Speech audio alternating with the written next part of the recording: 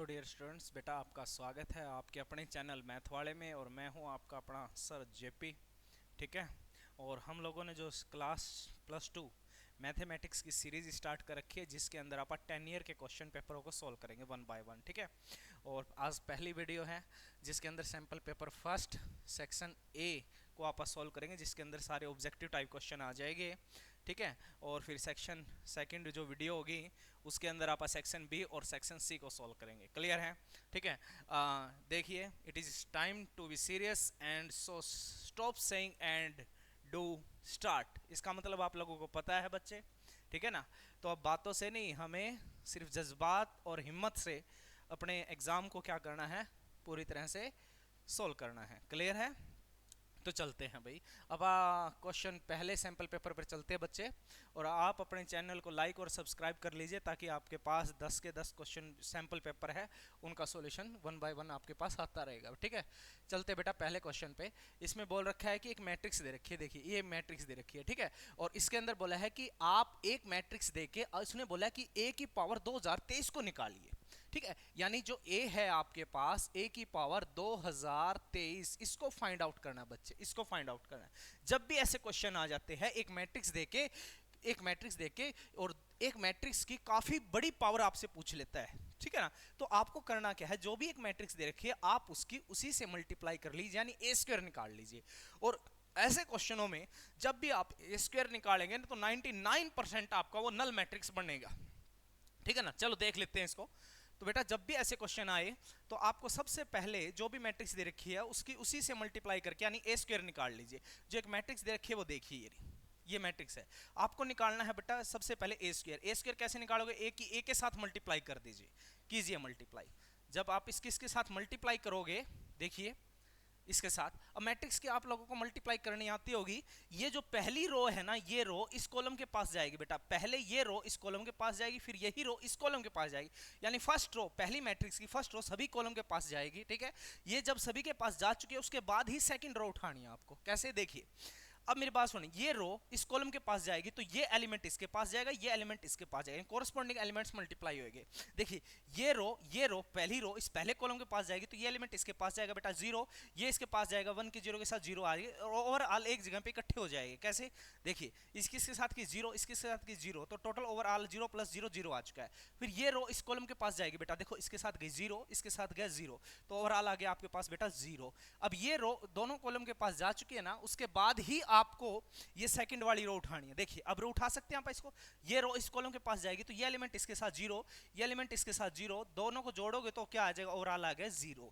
अब ये रो इस कॉलम के पास जाएगी तो 0 1 के साथ 0, 0 0 के साथ 0, जोड़ोगे तो टोटल आ गया बेटा 0।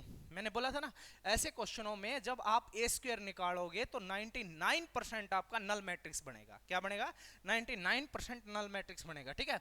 यानी ए स्क्वायर आपके पास आ गया बेटा, ए स्क्वायर आ चुका है। ठीक है। अब ये बोला कि ए की पावर 2023 को आप फाइंड आउट कीजिए। जब भी ऐसा क्वेश्चन आ जाए, ए स्क्वायर आपके पास मैक्सिमम आपने निकाला कि ये आ गया, नल मैट्रिक्स आ गया, तो जो भी पावर दे रखी है ना, जो भी पावर दे रखी है बेटा, इसको अब आप हमेशा 2 से डिवाइड कीजिए इसको 2 से डिवाइड। जब आप इसको 2 से डिवाइड करेंगे ना, 2 से डिवाइड, 2 एकम 2 0, फिर 2 एकम 2, ठीक है, फिर 2 एकम 2, ये आ गया, और एक आपके पास बच जाएगा, रिमाइंडर बच जाएगा। क्लियर है? नहीं है तो ऐसे देख लीजिए। जब आप इसको इससे डिवाइड करेंगे, दो से ही क्यों किया बेटा? 2 का जब आपने स्क्वेयरिंग की तो नल मैट्रिक्स बने। यानी कहने का मतलब, जब आप ए स्क्वेयर के, यानी स्क्वेयर ऐसे ऐसे टुकड़े करोगे ना, तो सारे नल मैट्रिक्स 0 0 बनेंगे। ठीक है। और आपको पता है कि नल मैट्रिक्स से जब मल्टीप्लाई नल मैट्रिक्स से करेंगे तो क्या आ जाएगा? नल मैट्रिक्स ही आएगा आपका। ठीक है। जब आप इससे डिवाइड कीजिए, 2 एकम 2 दे गया। ठीक है। फिर 0 आ गई भाई। ठीक है। उसके बाद आपने 23 उठा लिया, फिर 2 पे गया। ठीक है। 2 पे गया। ठीक है। अब आपके पास यहां कितना आ गया? 3 उतार लिया, 2 एकम 2 आपके पास, सॉरी 2 एकम 2 2। ठीक है। फिर 2 आ गया। यहां देखिए एक रिमाइंडर बचा आपके पास, ये 1 रिमाइंडर बचा है जी बेटा। ठीक है। ये 1 जो आपके पास रिमाइंडर बचा है। ठीक है। अब इसको आप लिखोगे कैसे? आप इसको जब आपने इसको 2 से डिवाइड किया तो आपके पास 2 तो अंदर रखना है, और बाहर क्या आ जाएगा? ये आ जाएगा आपके, यानी 1000 आपके पास 11 आ चुका है। ठीक है। और जो रिमाइंडर बचा इसको आप इनटू में लिख दीजिए। ये इनटू में लिख दिया जी। इसमें कोई डाउट है तो बोलिए भाई। ठीक है। अब इसका मतलब क्या है? इसका मतलब ए स्क्वायर क्या था? ए स्क्वायर था आपके पास नल मैट्रिक्स। देखिए ये रहा नल मैट्रिक्स था। यहां लिख दोगे आप, लिख दिया। अब उसके ऊपर कुछ पावर है। क्या पावर है? ये पावर है। ठीक है। अब इसको आप साइड में बेटा इसको रफ कर लेते हैं, ठीक है। तो इसको वही रफ कर लेते हैं थोड़ा।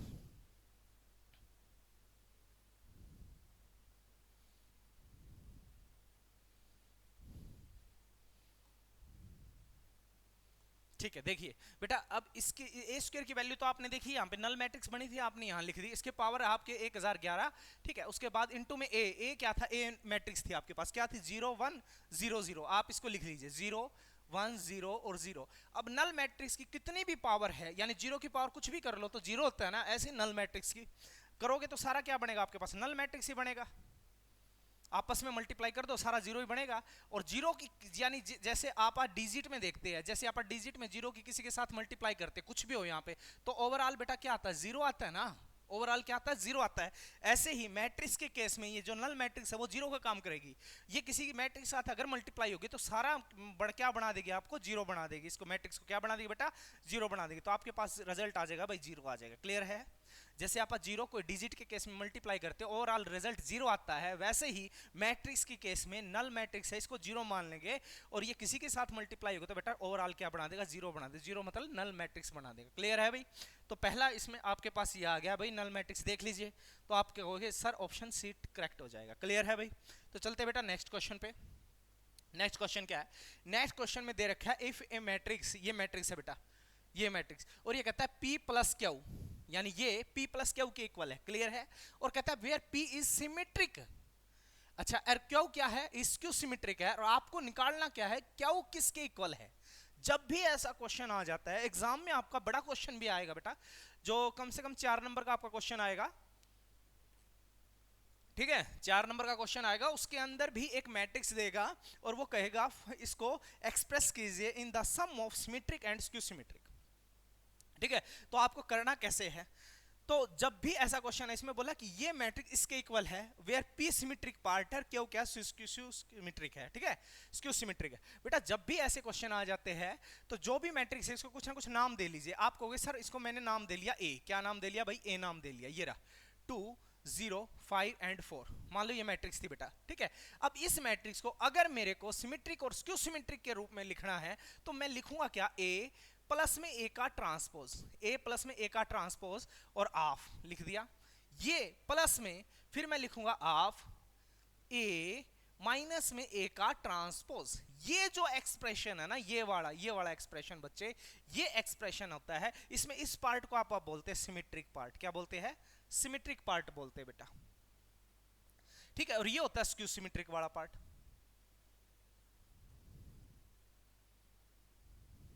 ठीक है, ये जो पार्ट होता है ये होता है स्क्यू सिमेट्रिक और ये होता है बेटा सिमेट्रिक वाला पार्ट। क्लियर है। जब भी ऐसा क्वेश्चन आ जाता है, कोई भी एक मैट्रिक्स देगा और उसको बोलेगा कि आप इसको सिमेट्रिक और स्क्यू सिमेट्रिक में एक्सप्रेस कीजिए। ठीक है। जब भी ऐसा क्वेश्चन आता है तो जो भी आप मैट्रिक्स का नाम दोगे, जो भी आप नाम दोगे उसी नाम में ये कहता है ए प्लस में ए का ट्रांसपोज। अब ट्रांसपोज क्या होता है, जो भी एक मैट्रिक्स दे रखी है उसकी रो को कॉलम में और कॉलम को रो में चेंज कर दोगे तो उसको आप बोलते हैं ट्रांसपोज। ठीक है, वो उस मैट्रिक्स में ऐड कीजिए और ऑफ लगा दीजिए। ये वाला जो पार्ट होता है इसको आप बोलते हैं सिमेट्रिक। क्लियर है। प्लस में फिर ऑफ लगाई ए माइनस में ए का ट्रांसपोज, ट्रांसपोज समझ गए, कोई भी मैट्रिक्स को रो को कॉलम में, कॉलम को रो में इंटरचेंज कर दीजिए तो आपके पास उसको स्क्यू सिमेट्रिक बोल देते हैं। ठीक है, ये वाला पार्ट स्क्यू सिमेट्रिक का होगा। ठीक है। अब इस क्वेश्चन में ये बोला है कि ये जो मैट्रिक्स है ना, ये किसके इक्वल माननी है भाई, इसने ये माननी है P प्लस क्यू के इक्वल। किसके इक्वल माननी है, P प्लस। इसने बोला P skew sorry symmetric part है, P सिमेट्रिक का मतलब ये वाला पार्ट है, और आपको फाइंड आउट करना क्यू। क्यू मतलब भाई ये वाला स्क्यू सिमेट्रिक वाला पार्ट आपको क्या करना है, फाइंड आउट करना है। तो आपने इसको मैट्रिक्स को ए नाम दिया है, तो मतलब आपको सिर्फ इतना पोर्शन निकालने के लिए बोला है इस क्वेश्चन में, सिर्फ इतना क्वेश्चन। ठीक है, इतना पोर्शन आपको निकालना है। तो ये पोर्शन आप कैसे निकालेंगे, आपने अगर इसको ए नाम दिया है इस मैट्रिक्स को, तो आपको ए और ए का ट्रांसपोज में से माइनस करना है। तो ए का ट्रांसपोज बना लीजिए भाई। तो आप कहोगे सर ए का ट्रांसपोज, ए मैट्रिक्स क्या थी पहले लिखिए। तो ए मैट्रिक्स आपके पास थी 2 0 5 एंड बच्चे 4 थी। ठीक है। अब ए का ट्रांसपोज कर दीजिए। ट्रांसपोज का मतलब समझ गए, जो रो है वो कॉलम बना, देखो पहली रो है बेटा, ये पहली रो है ना, पहला कॉलम बना दो। ठीक है, दूसरी रो है, दूसरा कॉलम बन जाएगा। रो को कॉलम में यानी कॉलम को रो में इंटरचेंज कर देंगे तो इसको आप ट्रांसपोज बोलते हैं। ठीक है। अब अपने को सिर्फ क्यू वाला पार्ट बताना, क्यू वाला, तो क्यू वाला पार्ट ये हो जाएगा क्योंकि मैंने इसको क्या नाम दिया, मैट्रिक्स को ए नाम दिया है। तो ए में से ए का ट्रांसपोज माइनस कीजिए और उसको हाफ से डिवाइड कर दीजिए। ठीक है। तो ए के अंदर से ए का ट्रांसपोज माइनस करेंगे भाई, ए माइनस में ए का ट्रांसपोज माइनस कर दीजिए। लिखिए ए क्या थी, ए आपके पास थी 2 0 5 एंड 4, माइनस ए का ट्रांसपोज आपके पास ये रहा, देखिए ये रहा, तो आप क्या लिखोगे 2 5 0 एंड बच्चे 4 हो जाएगा। क्लियर है। अब इन दोनों को आप माइनस कर दीजिए, फिर बाद में ऑफ लगा देंगे। आप यहीं लगाना है तो यहीं लगा सकते हैं, चलो यहीं लगा देते हैं। फिर आप क्या कर देंगे बेटा, इसको ये वाला पार्ट आपको ये निकालना है, ठीक है। तो ये आप यहाँ पे माइनस किया और आप यहाँ पे ऑफ लगा देंगे। क्लियर है बच्चे, ये आ जाएगा 1/2 आ जाएगा, ठीक है। कीजिए इन दोनों को माइनस कीजिए, 2 - 2 क्या हो जाएगा, 0 आ जाएगा भाई, ठीक है। हाफ बार है भाई, ये हाफ बार था, ठीक है। अच्छा 0 - 5 यानी कितना आ जाएगा, माइनस का 5 आ जाएगा बच्चे। फिर देखिए 5 - 0 यानी 5 आ गया बेटा। अब 4 - 4 देखिए 4 - 4 यानी कोरस्पॉन्डिंग एलिमेंट्स ऐड और सब्ट्रैक्ट होते हैं ना, तो 4 - 4 यानी आ गया 0। क्लियर है। अब ये हाफ था, अब देखिए बार है क्या, नहीं हाफ तो अंदर भेज रखा है इसने, तो सबके नीचे हाफ भेज दीजिए भाई। ये वाला जो हाफ है ना, ये हर मैट्रिक्स के यानी हर डिजिट के साथ मल्टीप्लाई में चला जाएगा, कहने का मतलब डिवाइड में चला जाएगा। तो 0 के नीचे कुछ भी 2 भी गया, 0 आ गया। अब कितना आ जाएगा, 5/2 आ गया बच्चे, ठीक है। अब इसके नीचे गया तो 5/2 आ गया है, ठीक है। और यहाँ कितना था, 0 है, 0 के नीचे कुछ भी गया, 0 आ गया। तो आप देख लीजिए ये वाला ऑप्शन कौन सा है, 0 और नेगेटिव 5/2 और 0, ये रहा भाई। तो आपके पास क्या हो जाएगा, बी आंसर करेक्ट आ जाएगा। क्लियर है, बी ऑप्शन आ जाएगा। तो चलते बेटा नेक्स्ट क्वेश्चन पे, ठीक है। स्क्रीनशॉट लेना है तो ले सकते हो भाई। जब भी ऐसा क्वेश्चन आएगा कि कोई भी एक मैट्रिक्स दे रखी है और उसको आपको एक्सप्रेस करना है सिमेट्रिक और स्क्यू सिमेट्रिक में, ठीक है, एज द सम ऑफ बोलेगा सिमेट्रिक एंड स्क्यू सिमेट्रिक, तो आपको ये वाला पोर्शन करना है। जो भी मैट्रिक्स आप नाम दोगे, ए नाम दो, बी नाम दो, वो यहां लिख दीजिए। ए प्लस में ए का ट्रांसपोज हाफ, ये जो पार्ट होता है बेटा ये सिमेट्रिक पार्ट होता है। कौन सा होता है, सिमेट्रिक। और प्लस में हाफ ए माइनस ए का ट्रांसपोज, ये वाला जो पोर्शन होता है इसको आप बोलते हैं स्क्यू सिमेट्रिक वाला पार्ट बोलते हैं, ठीक है। लास्ट में एक मैट्रिक्स यहां बनेगी और लास्ट में एक मैट्रिक्स यहां बनेगी, उन दोनों को ऐड नहीं करना है, बस एज इट इज मैट्रिक्स की फॉर्म में छोड़ देना है। वो आपका क्वेश्चन आएगा 4 नंबर का। लेकिन इस क्वेश्चन में सिर्फ क्यों वाला पार्ट पूछा, स्क्यू सिमेट्रिक वाला, तो अपने को यही पार्ट निकालना था, जो कि आंसर आ चुका है ये। क्लियर है। तो अब चलते हैं बेटा नेक्स्ट क्वेश्चन पे। तो नेक्स्ट क्वेश्चन क्या कहता है, देखिए if A matrix is non singular, एक मैट्रिक्स नॉन सिंगुलर है। बेटा देखो सबसे पहले आपका ये क्वेश्चन 1 नंबर में आ सकता है, कभी भी कोई भी मैट्रिक्स को बोलते हैं कि मैट्रिक्स सिंगुलर है या नॉन सिंगुलर। तो ध्यान रखना, जब भी बोले मैट्रिक्स सिंगुलर है या नॉन सिंगुलर चेक कीजिए।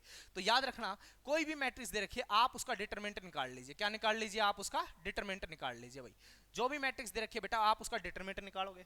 अगर वो डिटरमिनेंट इक्वल टू आता है 0 के, किसके इक्वल आता है, 0 के। इसका कहने का मतलब क्या हुआ, मेरी बात सुन ले। इसने बोला कि जो ये मैट्रिक्स दे रखे हैं ना वो इक्वल टू 0 है भाई, ना इधर ना उधर, एग्जैक्ट 0 की इक्वल है।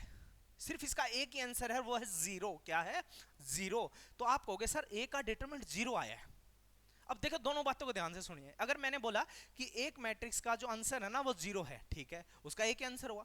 अगर मैंने बोला 0 नहीं है, तो 0 नहीं है तो कुछ भी हो सकता है ना भाई, प्लस में भी हो सकता है, माइनस में भी हो सकता है, डिवाइड में, एनीथिंग, कुछ भी हो सकता है। मैंने बोला 0 नहीं है, 0 नहीं है तो कुछ भी हो सकता है ना, बहुत सारे आंसर हो सकते हैं ऐसे। अच्छा और एक मैंने बोला कि भाई आंसर इसका 0 है, तो एक सिंगल ही आंसर हो गया ना। तो इस लॉजिक से आप याद रखिए, अगर कोई एक मैट्रिक्स है, अगर उसका आंसर 0 आ जाता है, अगर मैट्रिक्स का डिटरमिनेंट का, एक कोई मैट्रिक्स है, अगर आप उसका डिटरमिनेंट निकालते हो और वो डिटरमिनेंट इक्वल टू 0 आता है बच्चे, किसके इक्वल आता है, 0 के इक्वल आता है, इसको डिटरमिनेंट का सिंबल बोलते हैं भाई, ठीक है। एक मैट्रिक्स है, अगर उसका डिटरमिनेंट 0 आता है तो उस मैट्रिक्स को आप बोल देंगे सिंगुलर। किसको बोल देंगे, मैट्रिक्स ए को। Matrix A is singular, singular matrix, singular, ठीक है।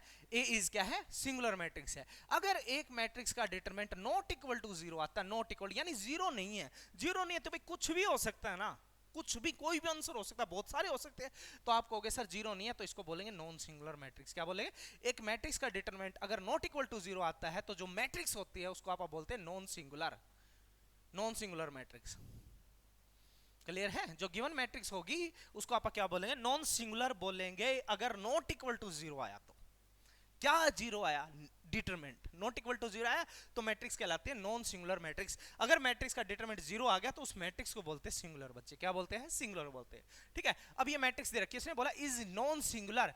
नॉन सिंगुलर है भाई, सिंपल सी बात है, मेरे को पता है। अगर मैं इसको ए नाम देता हूं, ध्यान दीजिए, अगर मैंने इसको ए नाम दिया तो मैं कहूंगा गिवन है मेरे को, क्या चीज गिवन है बेटा, कि मैट्रिक्स क्या है, नॉन सिंगुलर है। तो मैं ऐसा बोल सकता हूं कि इसका डिटरमिनेंट किसके इक्वल आएगा, नॉन सिंगुलर बोला है तो नॉट इक्वल टू 0 होगा। नॉट इक्वल टू 0, इसका डिटरमिनेंट नॉट इक्वल टू 0 लीजिए भाई, लिखिए। अब डिटरमिनेंट का सिंबल पता है ना आपको, 1 2 1, ठीक है, 2 3 1, यहाँ पे 3a और बेटा 1 है। ये नॉट इक्वल टू 0 लेके चलना भाई, नॉट इक्वल टू 0 लेके चलना है। क्यों? क्योंकि इसमें मतलब है कि नॉन सिंगुलर है। ये क्या है भाई? नॉन सिंगुलर है। तो करो भाई, अब इसको सोल्व करना था ना, expanding by first row. First row से एक्सपेंड कर देते बेटा। जब फर्स्ट रो से इसको एक्सपेंड करेंगे तो इसका पहला एलिमेंट आ गया बाहर भाई, ठीक है। इसके सामने की रो छोड़ दी, देखिए इसके सामने के कॉलम छोड़ दिए, ये छोड़ दिया और ये छोड़ दिया, तो इसके साथ होगी 3 की, इसके साथ की 1 के साथ 3 आ गया। और ऊपर जाते वक्त आपको पता साइन चेंज हो जाते हैं, जो भी बना उसका अपोजिट साइन कर देंगे। तो आपके पास प्लस का ए बना, ए की 1 के साथ ए बना, लेकिन उसका क्या कर देंगे? माइनस का कर देंगे। देखो ये 1 आपने बाहर निकाल लिया, फर्स्ट रो से एक्सपेंड कर रहा हूं मैं इसको, ये रो ये कॉलम छोड़ दिया और ये रो छोड़ दिया, उसके सामने की रो और कॉलम छोड़ दो भाई, तो 3, ठीक है। और माइनस में क्या आ जाएगा भाई? ए आ जाएगा। फिर आपको पता बेटा जो भी ये सिंबल ये दूसरा नंबर का होता है ना, इसका साइन बदलते हैं आप, ठीक है, इतना तो आता है ना, ठीक है। अब 2 बाहर निकाल लिया भाई, इसके सामने की रो छोड़ दो, इसके सामने का कॉलम छोड़ दो बेटा, ये रो छोड़ दी, ये कॉलम, तो देखिए 2 की 1 के साथ की 2 आ गया, क्लियर है। अब 3 की इसके साथ करेंगे 1 के साथ, तो किसका आ जाएगा? माइनस का आ जाएगा ना, ऊपर जाते हुए साइन चेंज हो जाएगा, ठीक है। अब इसके साथ जो भी सिंबल है वो आप ले लेंगे। फर्स्ट रो से एक्सपेंड कर रहा हूं भाई, पहले मैंने एलिमेंट 1 बार निकाल लिया, फिर 2 बार निकाल लिया, फिर ये 1 बार निकाल लिया। अब इसके सामने का रो और कॉलम छोड़ दिया, कॉलम छोड़ दिया और ये रो छोड़ दिया, तो आपको क्या दिखाई दे रहा है? आपको कि सर ये भी गया और ये भी गया, तो 2a और ये कितना आ जाएगा? 9 आ जाएगा माइनस का, तो आपके पास आ जाएगा बच्चे 2a माइनस का 9 आ गया भाई, क्लियर है। और किसके इक्वल चल रहा है भाई? नॉट इक्वल टू क्या चल रहा है? 0 चल रहा है, ठीक है। तो आप इसको सोल्व कीजिए बेटा अभी। अब ये 1 इसके अंदर साथ मल्टीप्लाई में जाएगा, 3 माइनस ये हो गया, माइनस का 2 जाएगा, तो देखिए माइनस का कितना आ गया? 4, माइनस माइनस प्लस, प्लस का कितना आ गया? 6 आ गया, 3 दूनी 6, ठीक है। अच्छा अब देखिए, अब ये आपके पास है 2a माइनस का कितना? 9, नॉट इक्वल टू क्या लेना बेटा? 0। अब देखिए कुछ कैंसिल हो रहा है क्या? अब देखिए 6 और 3 कितना हो गया? 9 हो गया, देखिए 6 और 3 9, प्लस का 9 और ये किसका बेटा? माइनस का 9, क्लियर, कैंसिल। अच्छा अब देखिए 2a माइनस का a, तो आपके पास कितना आ जाएगा? a आ जाएगा, ये माइनस का 4 है भाई, नॉट इक्वल टू क्या चल रहा था? 0 चल रहा था। अब a की वैल्यू उस तरफ जाके क्या होगी? a होगी, प्लस का हो गया, तो a की वैल्यू आपके पास आ गई भाई, देखिए a की वैल्यू, ये जो माइनस का है ना बच्चे, उस तरफ जाके बेटा किसका हो गया? प्लस का हो गया।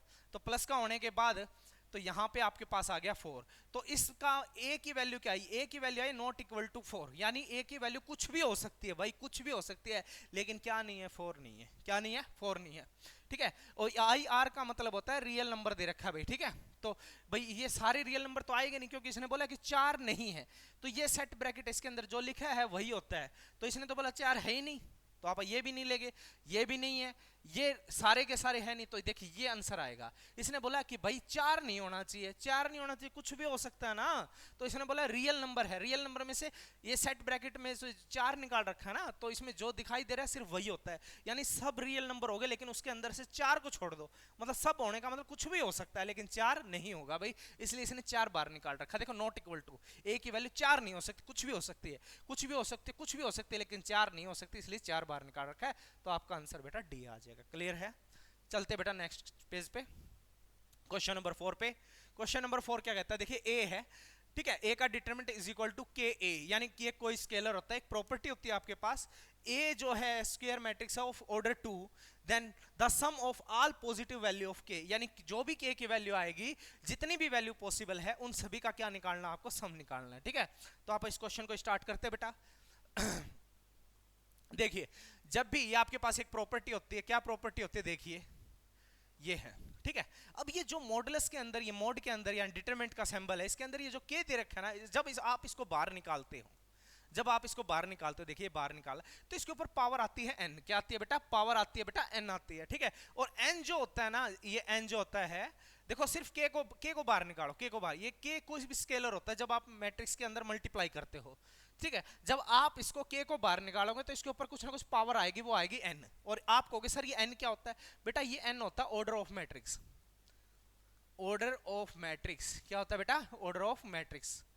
जो भी n है ना, ये n उसकी वैल्यू होगी जो भी आपको गिवन मैट्रिक्स दे रखी है उसका ऑर्डर होता है। अब देखिए मैट्रिक्स दे रखी है, सर मैट्रिक्स तो नहीं दे रखी, लेकिन इसने बोला a इज स्क्वायर मैट्रिक्स, क्या है? Square matrix. स्क्वायर मैट्रिक्स मतलब पावर आ जाएगी उसकी 2, यानी स्क्वायर मैट्रिक्स का मतलब समझ गए ना, ऑर्डर उसका 2 रो है 2 कॉलम है, तो ऑर्डर हो गया 2 भाई, तो आप इसको ऑर्डर में 2 लिख दीजिए, k की पावर आ गई 2, और ये आपके पास मॉडुलस में था। देखिए अब a इससे डिटरमिनेंट से a से a कैंसिल हो गया, तो आपके पास आ गया k square is equal to, ये देखिए डिवाइड में भेज दो इसको भाई, तो k की स्क्वायर इज इक्वल टू आपके पास आ गया 1 आ गया। अब मैं k की वैल्यू निकालना चाहता हूँ, ये स्क्वायरिंग इस तरफ आगे रूट में आ जाएगी और आपको पता है अगर ये रूट में आई है तो यहाँ पे क्या आएगा, प्लस माइनस आएगा। और 1 के ऊपर तो कुछ भी कर लो भाई, 1 तो 1 ही रहने वाला है, क्लियर है।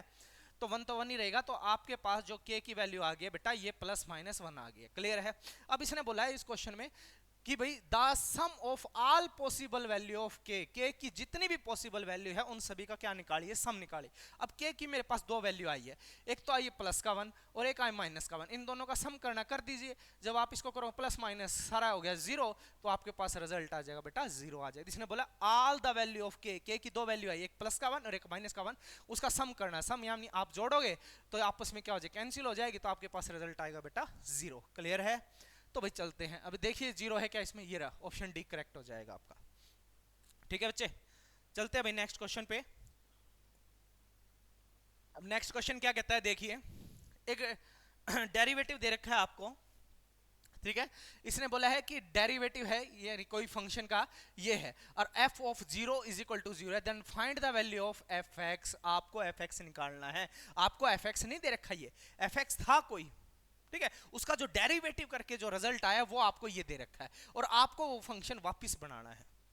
तो मेरी बात सुनिए, जब भी डेरिवेटिव दे रखा हो तो वापस फंक्शन पूछ रहा है तो आप इंटीग्रेशन कर दीजिए, क्या कर दीजिए, इंटीग्रेशन कर दीजिए। और लेकिन जब भी इंटीग्रेशन दे रखा और फंक्शन पूछ रहा है तो आप डेरिवेटिव कर दीजिए। और डेरिवेटिव दे रखा है और फंक्शन पूछ रहा है तो इंटीग्रेशन कर दीजिए भाई। इंटीग्रेशन का मतलब इंटीग्रेट करना, डिफरेंशिएशन का मतलब डिक्रीज करना है। तो भाई उसने आपको डेरिवेटिव करके दे रखा है, डिक्रीज करके दे रखा है, तो आप इंटीग्रेशन कर दीजिए, वापस उसी लेवल पे आ जाएगा। तो देख लीजिए, देते हैं भाई, देखिए आपको डेरिवेटिव दे रखा है बेटा ये, ठीक है। वो डेरिवेटिव क्या दे रखा है, देखिए डी बाय में डी एक्स, एक एफ ऑफ एक्स दे रखा है फंक्शन, वो क्या दे रखा है, ए एक्स प्लस में बी दे रखा है भाई। और आपको एफ ऑफ एक्स निकालना है, जहां पर आपको ये चीज गिवन है f of 0 is equal to 0, इसका यूज है वो आप बाद में करेंगे। तो सबसे पहले आपको फंक्शन बना लेंगे। आपको सर डेरिवेटिव दे रखा है, ये फंक्शन नहीं है, हमें नहीं पता फंक्शन क्या है, लेकिन हमें फंक्शन बनाना है। लेकिन इसे दे क्या रखा है बच्चे, आपको सर डेरिवेटिव दे रखा है। तो डेरिवेटिव दे रखा था बेटा, इंटीग्रेशन कर दीजिए, और इंटीग्रेशन दे रखा है तो डेरिवेटिव कर दीजिए। अब डेरिवेटिव दे रखा है ना, तो आप इंटीग्रेशन कर दीजिए ऑन बोथ साइड, तो आपके पास फंक्शन आ जाएगा। जब आप इसका करोगे तो ये डेरिवेटिव, इंटीग्रेशन से डेरिवेटिव कैंसिल हो जाएगा, आपके पास आ जाएगा एफ ऑफ एक्स आ जाएगा, ठीक है। और जब आप इसका इंटीग्रेशन करेंगे तो आपको पता है ए तो क्या है, कोफिशिएंट, इसका इंटीग्रेशन हो, इंटीग्रेशन का मतलब पता है ना, पावर में एक ऐड होगा और उसी से डिवाइड होगा। अब आपको सर इसकी तो कुछ पावर नहीं है, अरे कुछ नहीं है, 1 तो है ना बेटा, तो 1 में एक ऐड कर दीजिए, 1 और 1 कितना का 2 हो गया। तो इसका इंटीग्रेशन आपके पास, ए तो कोफिशिएंट है, इसकी पावर कुछ नहीं, 1 थी, 1 में एक ऐड किया 2 और उसी से आपने डिवाइड कर दिया। अब बी क्या है, बी है कांस्टेंट, क्यों, क्योंकि इसके आगे पीछे कोई वेरिएबल की स्पॉट नहीं है। अब इंटीग्रेशन में आपका ये 0 तो होगा नहीं, क्या नहीं होगा, 0 तो होगा नहीं, ये dx मैंने dx के रिस्पेक्ट में चल रहा है, ठीक है। अब बेटा क्या करेंगे आप, b का क्या करेंगे, सर किसके रिस्पेक्ट में चल रहा है, x के रिस्पेक्ट में, तो x लगा दीजिए, ठीक है। तो 0 नहीं होगा भाई, कांस्टेंट के साथ जो भी जिसके रिस्पेक्ट में चल रहा है वो वेरिएबल लगा दीजिए, ठीक है। अब यहाँ पे जो आप जब इंटीग्रेशन करते हो तो c आता है, ठीक है ना, ये c आता है। अब इस c की वैल्यू आपको नहीं पता है, ठीक है ना। अब ये c की वैल्यू नहीं पता है, इसके लिए मेरे को अब करना क्या है वो ध्यान से सुनिए। अब ये चीज हमेशा ये इसने कोई ना कोई कंडीशन दे रखी है ये, अब मेरे पास फंक्शन तो बन गया ये वाला, लेकिन मेरे को इसके अंदर c की वैल्यू नहीं पता है। इसके लिए मेरे को करना क्या है, इसने दे रखा है f of 0 is equal to 0 है, ये चीज है, आप ये लेके चले गए, यहां से आपके पास वैल्यू आ जाएगी। अब आप इसका यूज करते हैं, ठीक है। ये इक्वेशन फर्स्ट मैंने नाम देके छोड़ लिया इसको, मान लो अब आ तो गया, बस मेरे को c की वैल्यू नहीं पता है। c की वैल्यू निकालने के लिए मेरे को क्या करना पड़ेगा, इसका यूज करना पड़ेगा। इसने बोला f of 0 is equal to 0 है, ठीक है। अब f ऑफ 0 कैसे बनेगा, ये रहा फंक्शन, अब इसके अंदर 0 डालिए, वो 0 के इक्वल लेना है। अब इसके अंदर जब आप 0 डाल लेंगे, देखिए यहाँ 0 डालूंगा तो आपके पास क्या बनेगा, यहाँ पे यहाँ 0 डाल ली, तो बेटा देखो मेरी बात सुनो, यहाँ 0 डालनी है आपको, a x स्क्वायर, x की जगह क्या डालनी है, 0 डाल देनी है। देखो पहले f के अंदर अगर मैं x डाल रहा हूं तो ऐसे पैटर्न बाहर आ रहा है, अगर मैं इसके अंदर 0 डाल लूंगा, देखिए यहां 0 डालूंगा x की जगह, तो जहां जहां x है वहां वहां 0 आ जाएगा, मतलब यहां भी 0 आएगा तो सारा 0 हो जाएगा, यहां 0 डालूंगा तो सारा 0 हो जाएगा, बचेगा क्या, c बचेगा। चलो दिखा देते हैं भाई, डिवाइड में 2 प्लस में b x की जगह 0 डालना है, प्लस में क्या था c, और इज इक्वल टू क्या लेना है बेटा 0, तो 0 के साथ कुछ भी है सारा 0, b के साथ 0 है तो मल्टीप्लाई में 0, तो टोटल आ गया c, तो c की वैल्यू क्या आ गई 0 आ गई। अब c की वैल्यू 0 आ गई, इसको आप इक्वेशन फर्स्ट में पुट कर देंगे भाई, put this value in equation first. जब आप इक्वेशन फर्स्ट में पुट करेंगे तो ax² डिवाइड में 2 प्लस में बेटा bx, और c की जगह जब आपने 0 डाल दिया मतलब 0 को आप हटा सकते हो, तो आपका आंसर आ गया सिर्फ इतना। ये देख लीजिए कहां पे ऑप्शन है आपका, कौन सा ऑप्शन है, बी वाला है ना, हाँ ax² प्लस में bx, तो आपका आंसर आ जाएगा बच्चे ये वाला आ जाएगा। क्लियर है, ठीक है, तो चलते बेटा नेक्स्ट क्वेश्चन पे। नेक्स्ट क्वेश्चन में क्या कहता है, the degree of differential equation of sin x plus cos dy by dx is equal to y²। तो एक चीज ध्यान रखना बेटा, जब भी ऐसा क्वेश्चन, एक नंबर में ऑप्शन टाइप हमेशा आएगा, इसमें ऐसा क्वेश्चन आता है, तो जब भी डिफरेंशियल इक्वेशन का मतलब है कि आपको कोई एक ऐसी इक्वेशन जिसके अंदर dy by dx की फॉर्म हो। अब dy by dx की फॉर्म ऐसे भी हो सकती है, dy by dx की फॉर्म ऐसे भी हो सकती है, dy by dx की फॉर्म ऐसे भी हो सकती है। ये फर्स्ट डेरिवेटिव है, इसको आप फर्स्ट क्यों बोला भाई, मेरी बात सुन ले, dy by dx ये है, ऐसे भी लिख सकते हैं इसको, ठीक है, आप इसको ऐसे भी लिख सकते हैं, आप इसको ऐसे भी लिख सकते हैं भाई, क्लियर है इसको, और आप कहोगे सर आपा तो इसको ऐसे भी लिख सकते हैं, ये 3-4 नोटेशन आ सकती है। एक ऐसी इक्वेशन जिसके अंदर dy by dx की फॉर्म हो उसको आप क्या बोलते हैं, डिफरेंशियल इक्वेशन बोलते हैं। अब डिफरेंशियल इक्वेशन आपको दे रखी है और उसमें पूछ रहा है ऑर्डर और डिग्री क्या है, ठीक है, इस क्वेश्चन में सिर्फ डिग्री पूछा है, मैं ऑर्डर और डिग्री दोनों वाला केस करवा देता हूं आपको। मान लो अगर आप ऐसे करते हो dy by dx बेटा, तो ये होता है फर्स्ट ऑर्डर, क्या होता है बेटा फर्स्ट ऑर्डर, ठीक है, इसको आप बोलते हैं फर्स्ट ऑर्डर, यानी एक बार डेरिवेटिव का रखा है। जब यहां पे पावर मिल जाती है dy by dx की स्क्वायरिंग, यहां पे मिल गई, 2 पावर मिल गई ना, तो इसका मतलब है ये सेकंड ऑर्डर डेरिवेटिव है। कौन सा है, सेकंड ऑर्डर डेरिवेटिव है ये, ठीक है। अच्छा, अगर यहां पे 3 आ गया तो थर्ड ऑर्डर डेरिवेटिव है, कैसे, ये रहा, यहां ऑर्डर लिखा जाता है भाई, यहां पे इसको आप बोलते हैं थर्ड ऑर्डर डेरिवेटिव, क्या बोलते हैं, थर्ड ऑर्डर डेरिवेटिव बोलते हैं। क्लियर है, यहां ऑर्डर लिखा जाता है, ध्यान दीजिए यहां ऑर्डर लिखा जाता है यहां। अब आपको सर ऑर्डर तो पहचान में आ गया। अब इक्वेशन कोई भी डिफरेंशियल इक्वेशन, फॉर एग्जांपल ऐसे दे रखी है आपको, देखिए ये दे रखी है dy by dx, ये दे रखी है प्लस में 5 dy by dx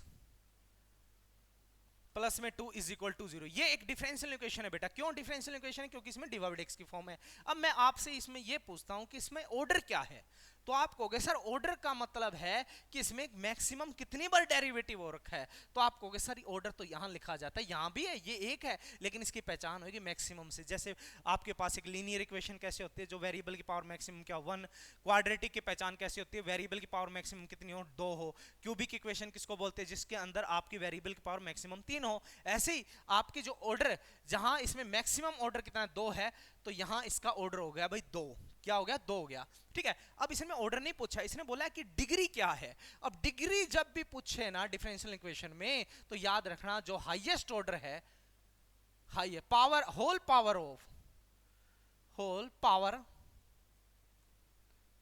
of highest order,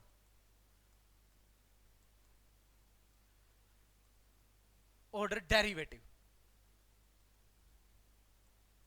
बेटा, जो भी हाईएस्ट ऑर्डर है ना, जो भी हाईएस्ट ऑर्डर है उसी की होल पावर को आप क्या बोलते हैं, डिग्री बोलते हैं। अब इसमें देख लीजिए हाईएस्ट ऑर्डर क्या है सर, ये रहा 2 है, इसी की होल पावर बेटा, ये होल पावर, यहां जो भी पावर होगी ना वही डिग्री होगी। अब यहां भले ही आपको दे रखा हो 4 दे रखा हो, उससे मतलब नहीं है, हाईएस्ट ऑर्डर कौन सा आप कहोगे सर ये रहा, ये हाईएस्ट ऑर्डर है, तो इसके अंदर जो भी मैक्सिमम पावर होगी ना बच्चे, जो भी मैक्सिमम पावर होगी उसको आप डिग्री बोल लेंगे। अब इसके अंदर क्या है, आप कहोगे सर कुछ नहीं है, अरे कुछ नहीं है 1 तो है ना, तो ऐसे डिग्री पूछेगा आपसे, आप बता सकते हो, और ऑर्डर भी आपको पहचान में आ गया होगा कौन सा होता है। और जो भी डिग्री जब भी पूछे तो हाईएस्ट जो भी ऑर्डर होगा उसी की पावर होगी, चाहे भले ही वो 1 क्यों ना हो, ठीक है। अब इस क्वेश्चन में आप कहोगे सर इस क्वेश्चन में कैसे बताएं। अब एक चीज और ध्यान रखना, जब भी आपको कोई ऐसा क्वेश्चन आ जाता है जिसमें ट्रिग्नोमेट्री है और उसके एंगल में आपका dy by dx आ जाता है, डेरिवेटिव आ जाता है, ट्रिग्नोमेट्री के एंगल में डेरिवेटिव मिल जाए आपको, ठीक है, या आपका एक्सपोनेंशियल ई की पावर में डेरिवेटिव मिल जाए, यानी डी बाई डी एक्स ऐसा कुछ मिल जाए, तो उस इक्वेशन में आप ऑर्डर तो बता दोगे लेकिन डिग्री को नॉट डिफाइन लिखोगे। क्या लिखोगे? नॉट डिफाइन लिखोगे। ठीक है, अब ऐसा क्वेश्चन देखिए, ये वाला क्वेश्चन देखिए भाई, ये वाला, इसके अंदर ट्रिग्नोमेट्री के एंगल में डी बाई डी एक्स की फॉर्म आ गई, तो भाई डिग्री आप क्या लिखोगे? नॉट डिफाइन लिखोगे। क्या लिखोगे? नॉट डिफाइन लिखोगे। ट्रिग्नोमेट्री के एंगल में डेरिवेटिव आ जाए, डी बाई डी एक्स की फॉर्म आ जाए, ई की पावर में डी बाई डी एक्स की फॉर्म आ जाए, उस इक्वेशन में आप ऑर्डर तो बता सकते हो लेकिन डिग्री नॉट डिफाइन लिख दोगे। अगर इसके अंदर वो बोलता कि इसमें आपका, यानी इसमें तो क्वेश्चन में सिर्फ डिग्री पूछा है, तो आप यहां देख लोगे ट्रिग्नोमेट्री के एंगल में क्या आ गई बेटा? डी बाई डी एक्स आ गई, तो आप कहोगे सर इसकी भी तो डिग्री नॉट डिफाइन है। क्या है? नॉट डिफाइन है। तो ऑर्डर देखना आ गया, और डिग्री, इसमें सिर्फ डिग्री पूछा है तो मैंने आपको बता दिया है, लेकिन इस केस में नॉट डिफाइन हो जाएगी। क्यों हो जाएगी? क्योंकि ट्रिग्नोमेट्री के एंगल में आ चुका है भाई, तो ऑप्शन आपका सी करेक्ट हो जाए। क्लियर है बेटा? तो जो भी जिस टाइप के भी क्वेश्चन आएंगे अब सारे के सारे उसका बेसिक करते चलेंगे। ठीक है, चलते बेटा नेक्स्ट क्वेश्चन पे। कहता है the integrating factor of the differential equation, इसका आपको इंटीग्रेटिंग फैक्टर बताना। तो मेरी बात सुन ले भाई, जब भी ऐसा क्वेश्चन आता है इंटीग्रेटिंग फैक्टर का, तो आपके पास दो इक्वेशन होती है। पहली जो इक्वेशन होती है वो ये होती है, d y by d x plus में p y is equal to q. एक फॉर्म तो आपको ये मिलेगी बच्चे, ठीक है, ये वाली फॉर्म मिलेगी। अब इसके अंदर क्या है, यहां y है ना बच्चे, यहां y है, तो यहां y मिलेगा आपको, हमेशा 100% y मिलेगा। तो उसका जो भी कोफिशिएंट होगा बेटा वो p होगा। क्या होगा? p होगा। ठीक है, अब राइट हैंड साइड में, यानी इसको छोड़ के चाहे यहां हो चाहे यहां हो, उसको आप क्या बोलते? क्यू बोलते। इस इक्वेशन से जब आप कंपेयर करोगे तो आपको p और क्यू की वैल्यू मिलती है। ठीक है, लेकिन इसके अंदर ऐसी सिचुएशन हो, ठीक है, लेकिन ध्यान रखना यहाँ पे डी बाई डी एक्स के सामने कुछ भी नहीं होना चाहिए, कुछ भी नहीं है, उसके बाद यहाँ y और यहाँ y, उसको छोड़ के जो भी कोफिशिएंट है वो p होता है। तो इंटीग्रेटिंग फैक्टर का फॉर्मूला क्या होता है? e की पावर में p का इंटीग्रेशन। इंटीग्रेटिंग फैक्टर कैसे निकालते? e की पावर में p का इंटीग्रेशन। अब आपको सर किसके रिस्पेक्ट में करे? बेटा यहाँ डेरिवेटिव किसके रिस्पेक्ट में चल रहा है? x के, तो यहाँ क्या आ जाएगा? dx आ जाएगा। एक तो इंटीग्रेटिंग फैक्टर आप ऐसे निकालते जब ये इमेज दे रखी हो आपको। अच्छा, आप कहोगे सर दूसरा देखिए, इसका उल्टा हो गया, dx अब की बार ऊपर हो गया। अगर यहाँ dx है तो यहाँ क्या आएगा? dy आएगा। तो यहाँ p, यहाँ x है तो बेटा क्या आ जाएगा? यहाँ पे dx मिलेगा। 100% आपको मिलेगा भाई, सॉरी x मिलेगा भाई। क्या मिलेगा? x मिलेगा। ठीक है, अच्छा ले लेते हैं भाई, इसको रफ कर लेते हैं। ठीक है, हाँ जी, अब देखिए डी बाई डी एक्स दे रखा है बेटा। ठीक है, अगर यहाँ पर x है तो यहाँ पर x मिलेगा, और उसका जो भी कोफिशिएंट होगा वो p होगा, और इसको ऊपर राइट हैंड साइड वाले को क्या बोलेंगे? क्यों बोल देंगे। केवल तब जब यहाँ कुछ ना हो, अगर कुछ है उसी से डिवाइड करके पहले ऐसी इमेज बनाइए, इसको हटाइए यहाँ पे। अगर ऐसी इमेज आपको मिल जाती है, यहाँ x है तो यहाँ x, तो यहाँ इंटीग्रेटिंग जो फैक्टर होगा ना बच्चे, वो e की पावर में p का इंटीग्रेशन होगा। सर किसके रिस्पेक्ट में करे? बेटा क्या है यहाँ पे? y है, तो किसके रिस्पेक्ट में करेगा? तो y के रिस्पेक्ट में करेगा। तो अब देख लीजिए इसमें से कौन सी इमेज आपको दे रखी है। आप कहोगे सर ऊपर x है, ठीक है, तो ये वाली इमेज आएगी। देखिए यहाँ x है तो यहाँ भी x है, लेकिन केवल ये p नहीं है। मैंने बोला इसके सामने पहले कुछ भी नहीं होना चाहिए, तो यहाँ तो दे रखा है भाई, तो उसको हटाएंगे। उसको हटाने के लिए आप इसी से डिवाइड कर दीजिए। ठीक है, पहले इमेज बनाएंगे भाई, तो इसको आप रफ कर देते बेटा।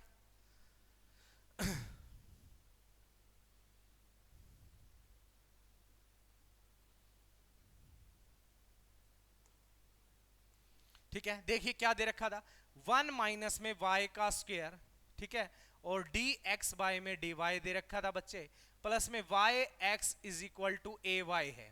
ठीक है, तो आप सबसे पहले इसको डिवाइड करेंगे, इससे इसको हटाएंगे, और इसको हटाने के लिए आप इसी से डिवाइड कर देंगे बेटा, इसी से डिवाइड कर देंगे। इसके नीचे 1 माइनस वाई स्क्वायर आएगा, कैंसिल। इसके नीचे क्या आ जाएगा? 1 माइनस वाई स्क्वायर आ जाएगा। देखो नेक्स्ट लाइन में आप लिख लेते हैं, तो यहां से जब 1 माइनस वाई स्क्वायर से डिवाइड करूंगा तो हट जाएगा, तो आपके पास डी एक्स बाय में क्या आएगा बच्चे? डी वाई आएगा, प्लस में वाई, यहाँ पे एक्स आएगा, यहाँ क्या आएगा? 1 माइनस वाई स्क्वायर आ जाएगा। इसको हटाने के लिए इसके नीचे इसके नीचे इसके नीचे लगा देंगे भाई, तो यहाँ पे ए वाई और नीचे क्या आ जाएगा? 1 माइनस वाई का स्क्वायर आ जाएगा। अब जब आपने इसको इससे कंपेयर किया, देखिए इससे कंपेयर किया, यहाँ x है, देखिए ये रहा x है, ठीक है, यहाँ क्या है? x है, ठीक है, यहाँ x है, यहाँ x है, तो ये जो बच गया ना बेटा, ये जो कोफिशिएंट है, ये जो कोफिशिएंट, इसको आप p बोलेंगे। क्या बोलेंगे? p बोलेंगे। अपने को सिर्फ इंटीग्रेटिंग फैक्टर निकालना है। इंटीग्रेटिंग फैक्टर में मेरा p का काम है, मेरा q का काम ही नहीं है, तो मैं क्या करूंगा? इंटीग्रेटिंग फैक्टर मेरे को p मिल गया। अब p मिल गया तो इंटीग्रेटिंग फैक्टर कर दीजिए भाई। इंटीग्रेटिंग फैक्टर क्या होता है बोलिए? e की पावर में p का इंटीग्रेशन। सर p क्या है? ये है, तो लिख दीजिए y 1 माइनस में y का स्क्वायर, और किसके रिस्पेक्ट में करूं सर, यहाँ y के रिस्पेक्ट में है तो y के रिस्पेक्ट में कीजिए। ये आ गया भाई, अब इसको सोल्व करना है। अब इसको सोल्व करने के लिए भाई इसका इंटीग्रेशन आपको आना चाहिए। आप कहोगे सर हमें तो नहीं आता भाई, देख लीजिए अगर नहीं आता तो।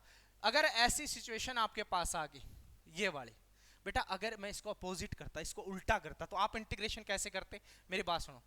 आप इसको ऐसे लिखते 1 माइनस वाई स्क्वायर डिवाइड में लिखते y, तो आप इसके नीचे अलग कर देते, इसके नीचे अलग, इसके नीचे जाता तो 1 बाय वाई आ जाता, इसके नीचे जाता एक y से एक y कैंसिल आ जाता, ये आ जाता भाई, ठीक है। फिर आप इसका इंटीग्रेशन करते 1 बाय वाई का आ जाता log y आ जाता, पता है ना। और इस y का क्या था, y स्क्वायर बाय में 2 आ जाता। तो आप इसको इस तरह से सोल्व कर सकते थे ना। पर सिचुएशन अब की बार उल्टी है, ये ऊपर है यानी ऊपर एक टर्म है, नीचे दो टर्म है, तो आप इसको सेपरेट नहीं कर सकते। अगर क्वेश्चन ऐसा होता तो आप अलग अलग सेपरेट कर सकते थे। देखिए मेरा मोटिव है, जैसा भी क्वेश्चन आपको दे रखा है उस टाइप पे जैसे जैसे क्वेश्चन बनेंगे या जिस तरह से आप उसको सोल्व कर सकते हैं, मैं सारी एक्सप्लेनेशन आपको करवा रहा हूं बच्चे, ठीक है। अगर क्वेश्चन ऐसा होता तो आप इसको इसके नीचे अलग अलग करके आप इसको ऐसे निकाल सकते थे। पर प्रॉब्लम क्या है बेटा, अब की बार प्रॉब्लम यह है कि ऊपर एक टर्म नीचे दो टर्म है, सेपरेट नहीं हो सकती है। जब नहीं हो सकती है, ऐसी सिचुएशन आ जाए, तो मेरे पास एक प्रॉपर्टी आती है और वो प्रॉपर्टी होती है यहां पर फंक्शन और उसका डेरिवेटिव ढूंढिए। और फंक्शन और उसका डेरिवेटिव हो तो log में फंक्शन को लिख दीजिए, हो गया बस इंटीग्रेशन, ठीक है। अब लेकिन फंक्शन पूरा होना चाहिए। अब इसका तो अपना कोई काम नहीं, इसको आप रफ कर देते हैं भाई, ठीक है। ये वाली तो सिचुएशन दे ही नहीं रखी ना। अब क्वेश्चन तो कुछ ऐसा आपको दे रखा है, देखिए ये वाला, तो इसको कैसे करेंगे आप, तो मेरी बात सुनिए। अब आप यहां पे आप कहोगे सर यहां पे एक फंक्शन और एक डेरिवेटिव है, और फंक्शन हमेशा एक पावर ज्यादा होगा क्योंकि डेरिवेटिव में एक पावर कम होती है बच्चे, ठीक है। तो एक पावर ज्यादा हमेशा आपके पास क्या होगा, फंक्शन होगा। अब एक पावर ज्यादा फंक्शन होगा तो सर ये बड़ा फंक्शन है भाई वाई स्क्वायर, देखिए एक पावर ज्यादा है सर, उसके साथ अगर कोई कांस्टेंट जुड़ा है तो उसको भी ले लेंगे, ठीक है। तो ये आपके पास फंक्शन है। जब आप इसका डेरिवेटिव करेंगे, देखिए क्या पूरा डेरिवेटिव है इसका, ये फंक्शन है, समझ गए ना। एक पावर ज्यादा वाला फंक्शन है, एक पावर ज्यादा यानी वाई स्क्वायर है। अगर उसके साथ कोई कांस्टेंट जुड़ा हुआ है तो आप उसको भी ले लीजिए, टी में ले लीजिए, आप इसको टी में मान लेते थे, याद आया। अब इसका डेरिवेटिव देखिए पूरा एग्जैक्ट है क्या, इसका तो हो जाएगा 0, और इसका डेरिवेटिव जब आप करोगे पावर आगे पावर में से एक कम, तो ये 2y आएगा, और फिर y के रिस्पेक्ट में y का 1 हो जाएगा, यानी इसका डेरिवेटिव तो ये बनेगा। अब आपको सर हमारे पास तो इसका पूरा डेरिवेटिव है ही नहीं, हमारे पास तो y है, तो बेटा किसकी कमी है, -2 की कमी है ना। तो -2 की कमी है तो भाई -2 से इंटू करवा दे, ठीक है, और -2 से क्या करवा दे, डिवाइड करवा दे, ऐसा कर दे। अब ये फंक्शन बन गया, ये उसका डेरिवेटिव बन गया। जब भी तेरे पास एक फंक्शन दे रखा हो और एक उसका डेरिवेटिव एग्जैक्ट दे रखा हो, तो तू log में फंक्शन लिख दिया कर, log में फंक्शन लिख दे बेटा, log में फंक्शन लिख दे, काम तेरा बन जाएगा। ये इंटीग्रेशन होता है। मैं टी वगैरह मान के नहीं करवा रहा क्योंकि एक एक नंबर के क्वेश्चन है, मैं सिर्फ तेरे को इतना बता रहा हूं कि भाई जो भी फंक्शन दे रखा है उसका एग्जैक्ट डेरिवेटिव बना दो यहां पे।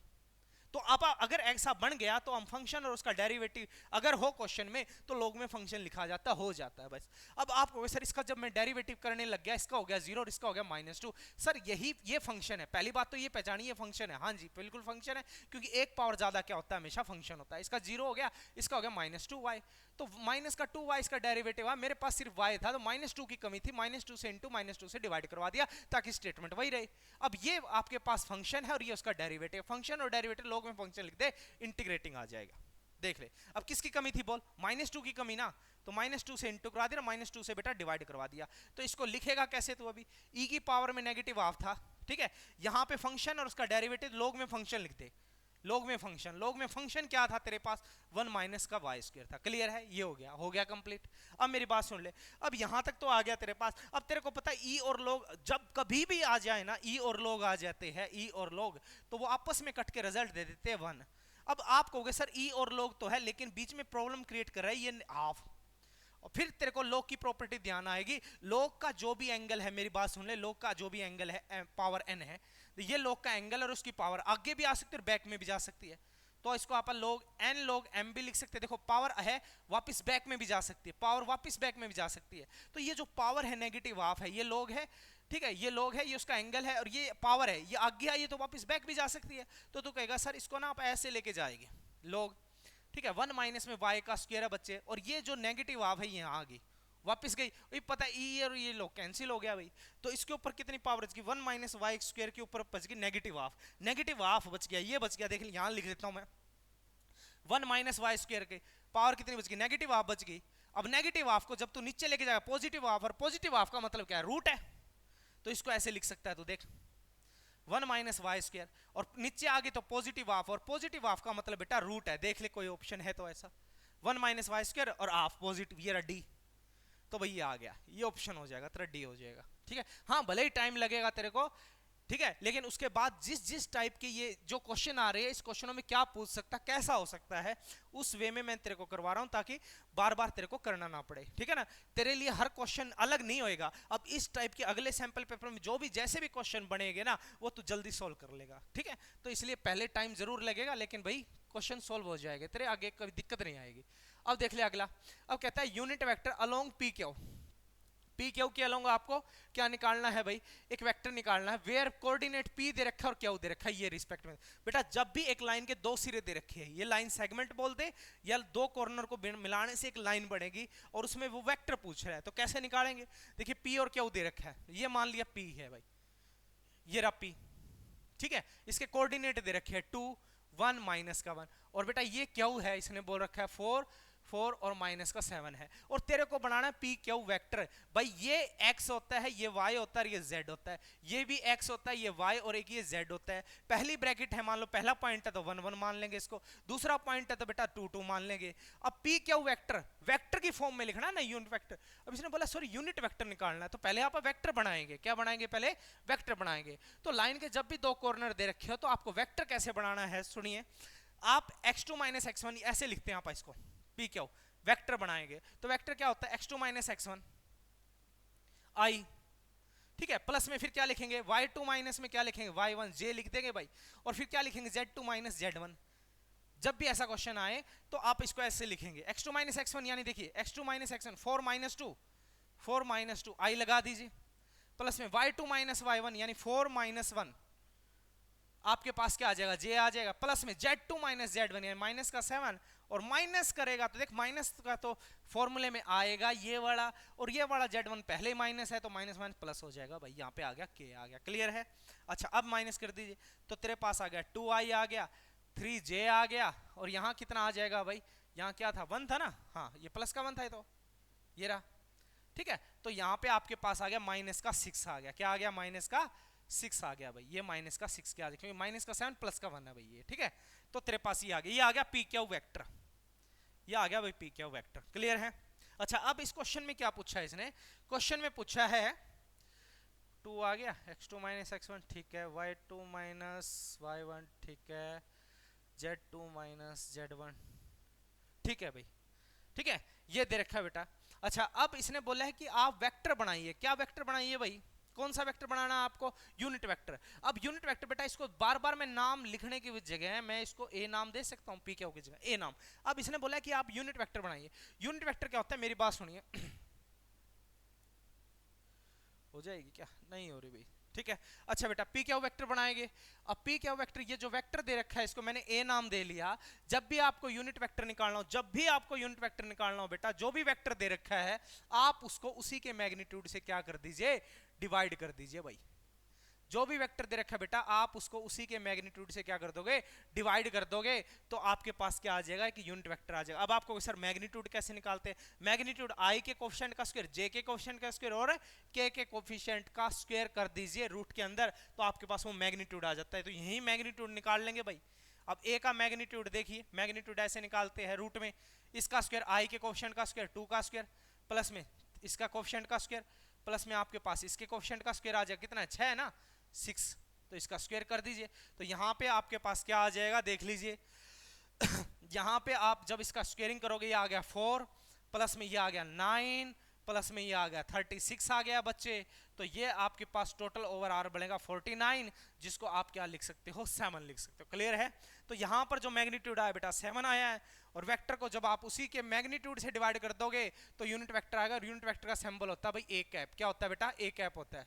तो देखिए वेक्टर क्या था आपके पास, ये आया था 2i प्लस 3j माइनस का 6k, तो इसको लिखो 2i प्लस का 3j माइनस का 6k, क्लियर है। और इसको आप मैग्नीट्यूड कितना है 7 से डिवाइड कर दीजिए भाई, तो 7 से डिवाइड करोगे तो 2/7 i प्लस में 3/7j और माइनस का 6/7 बेटा k आ जाएगा। ये तेरे पास आ जाएगा यूनिट वेक्टर अलोंग दिस, तो देख लीजिए है क्या ये ऑप्शन में, ये रहा, ये वाला है भाई। 7 तो इसके नीचे भी है, 7 इसके लिए माइनस वाला है, अपना कौन सा है, ये वाला है। तो ऑप्शन डी आपका करेक्ट हो जाएगा। क्लियर है भाई? ठीक है बेटा, चलते हैं नेक्स्ट क्वेश्चन पे। नेक्स्ट क्वेश्चन क्या है देखिए, कहता है position vector of the mid point of line segment, mid point of line segment of where a b, ये रहा, ठीक है, ये मिड पॉइंट है किसी लाइन का। देखिए मेरी बात सुनिए, जब भी आपको मिड पॉइंट का ऐसा क्वेश्चन आता है, मेरी बात सुनो, ये मान लो आपके पास ए पॉइंट है बेटा और ये बी पॉइंट है, क्लियर है, और इसके कुछ ना कुछ कोऑर्डिनेट दे रखे हैं। फॉर एग्जांपल आपको एक्स और वाई, पहली ब्रैकेट है तो 1 1, दूसरी ब्रैकेट है तो बेटा x2 और y2 कर देंगे। अब यहाँ पर एक पॉइंट है जो C है जिसका मिड में है, और आपको इसके कोऑर्डिनेट निकालनी है, यानी x की वैल्यू और y की वैल्यू निकालनी है। जब भी ऐसा क्वेश्चन आएगा कि भाई लाइन का मिड पॉइंट के कोऑर्डिनेट निकालने, बेटा दोनों तरफ के x जोड़ दो, x1 प्लस में x2 डिवाइड में 2 कर दो, इसका x आ जाएगा। अब इसका y निकालना कोऑर्डिनेट, तो इसका y जोड़ दीजिए, डिवाइड में 2 कर दीजिए, तो इसका y आ जाएगा। ये इसके कोऑर्डिनेट आ गए भाई मिड पॉइंट के। क्लियर है? अब इस क्वेश्चन में क्या दे रखा है, क्वेश्चन में कहता है position vector of the mid point of the line segment a b का, ये रहा, ये मिड पॉइंट का कोऑर्डिनेट है। ठीक है, तो भाई कोई एक लाइन है ए बी, ठीक है, ये ए है और ये है बेटा बी, और उसका कोई ना कोई मिड पॉइंट मान लिया सी, जिसका पोजीशन वेक्टर ये दे रखा है, ये दे रखा भाई 3i प्लस का 2j प्लस, सॉरी माइनस का कितना दे रखा है भाई, माइनस का दे रखा है 3k, ये दे रखा है, ठीक है, माइनस का कितना दे रखा है 3k दे रखा है, ये पोजीशन वेक्टर है। अच्छा, और आपको दे रखा है ए वेक्टर भी दे रखा है भाई, ए वेक्टर क्या दे रखा है 2i प्लस में 3j, सॉरी वेक्टर यानी इसकी पोजीशन दे रखी है, ये माइनस का भाई,